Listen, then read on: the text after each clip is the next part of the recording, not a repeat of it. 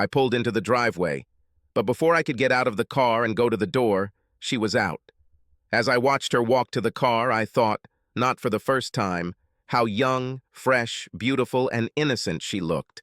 She opened the car door and slid into the seat next to me, giving me a wide, beautiful smile. "Let's go. You don't want to be late," she said as I backed up and backed out of her driveway. As I walked back to my apartment, I pondered the chain of events that led to Anne ending up in the seat next to me. My wife Brenda was called away due to illness in the family. She had only planned to leave for 3 or 4 days, but 2 weeks have passed and she still hasn't returned. This created a bit of a problem for me. The monthly poker game at my house was scheduled to take place before Brenda returned.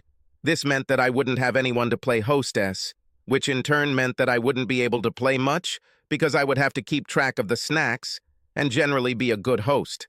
I complained to Herb about this when he said he might have a solution to my problem. He was going back to Michigan to sort out some legal issues related to his father's estate, but Anne was going to stay home. He said that she would probably be happy to act as a hostess for me, just so she would have something to do. He mentioned it to her and she called me and said she would love to do it. By 7 a.m., we had all the food ready, beer on ice, chips and dip. By 7:30, all players had arrived. They were introduced to Anne and warned to be on their best behavior. I didn't want to give her husband any explanation.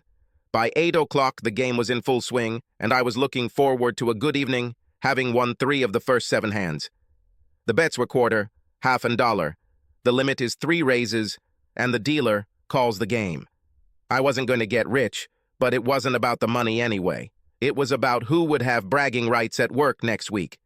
By 10 o'clock, I was comfortably ahead and in that mood that good poker players learn to recognize and control, when you feel like your luck is on your side and you want to bet on everything. I was paying very close attention to my game, so I didn't notice that Anne had drunk quite a bit and was already pretty tipsy. But the other guys noticed.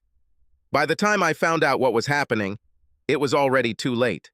I didn't pay any attention to the comings and goings of the other guys because it was common practice at our games for the guys to get up, go do some exercise, and then come back, sit out a few hands, and play again. It wasn't until about 11 o'clock that I got up to go to the toilet, and as I walked past the bedroom door, I thought I heard some quiet moaning, so naturally I looked inside. Anne was naked, lying on her back, staring at the ceiling, and Mark was, everyone's strength had sex with her. My first thought was, God, Herb is going to be mad when he finds out, followed by, damn. It's all my fault. I should have been more careful and done everything necessary to prevent this from happening. I should have known this would happen because that's what happened when Brenda played the hostess. In fact, that's why Brenda played the hostess. She loved to study sex with guys, and she took great pleasure in sending all the guys home with their tails between their legs.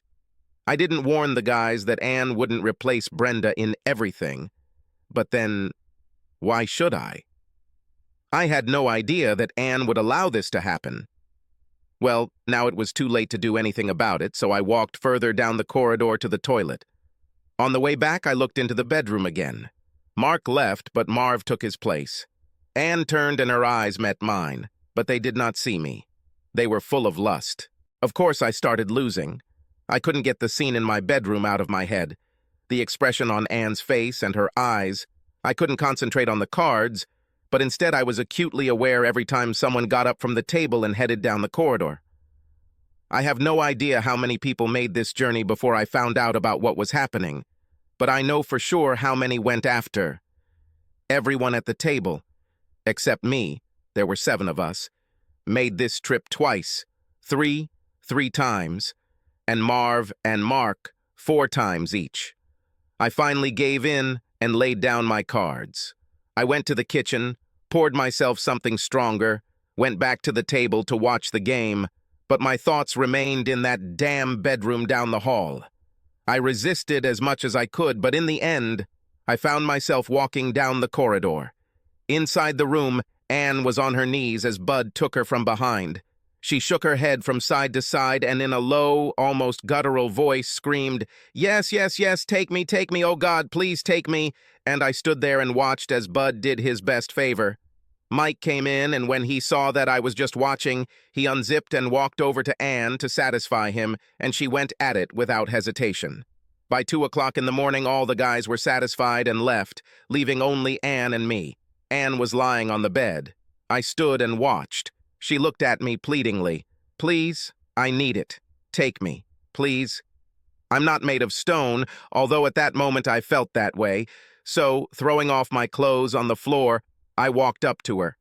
In the morning, I woke up from the soft touch of warm lips on my body. I shook the sleep from my eyes and saw Anne's head lower and lower, sliding over my body, and then touching my manhood began to caress it. Later, at breakfast, Anne said, "I didn't want it to happen, but once it started, I couldn't stop. I want to do this again. Can I come to the next game?"